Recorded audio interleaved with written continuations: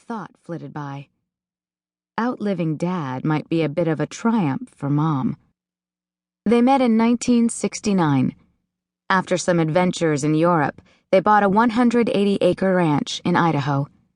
Raise their own food, make babies, and live the good life. That was their hope.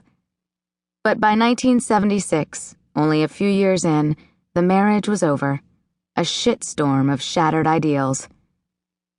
"We're all getting older," I snapped, suddenly annoyed. "He's in better shape than me."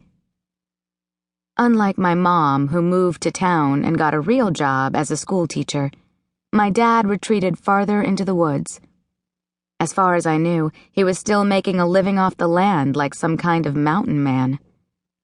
The last time I had seen him, more than 3 years ago, he had been hale and hearty as a wood sprite. Okay, she said, sensing my panic. Mom said goodbye and promised to call if she heard anything. I fetched my tea and leaned against the kitchen counter and took a swig. Then I clomped into the living room. One wall was lined with a sagging shelf of vinyl records.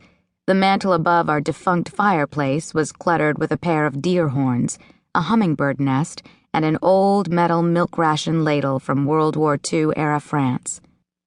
I fished out my laptop, buried under some newspapers and books, and looked up Orofino newspaper. Orofino is a sleepy little town in the panhandle of Idaho. My birthplace. Only a few thousand people live there. I didn't know Orofino even had a newspaper.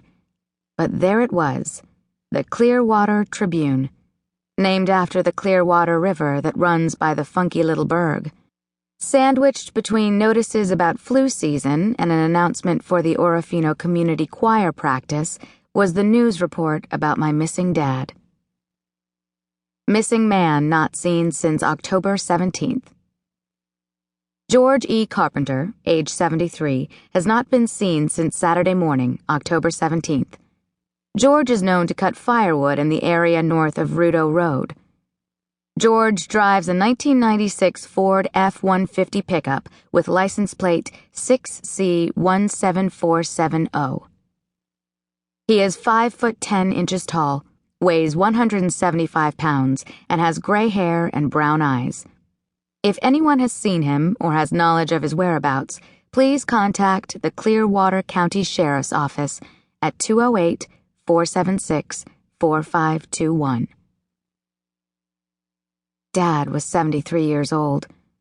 I didn't want to think about it any more than I wanted to recognize that I was now 36, the same age as my dad when he first held me as a newborn on a snowy December night in Idaho. 36, an age when you start catching glimpses of mortality. Gray hairs and crow's feet, worries about ailing, aged parents. Rudo Road.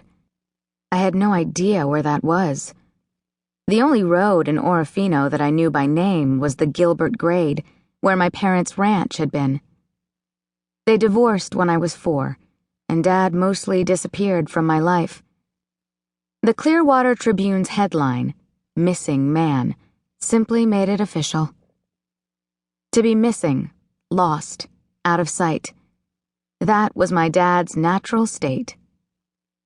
I had always accepted, or at least didn't dwell on his absence, but now he had disappeared in such a dramatic, tangible way, I felt compelled to find him.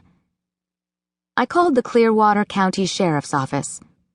Before long, I was talking to a police officer who sounded young enough to be in high school. "I'm George Carpenter's daughter," I said into the phone. "I heard he's missing."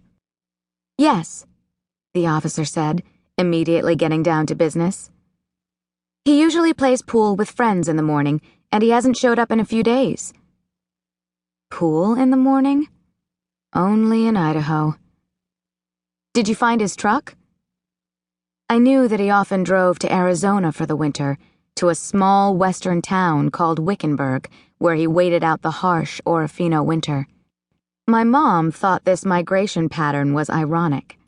"Your dad used to say mountain man's always planning for the winter," she would scoff.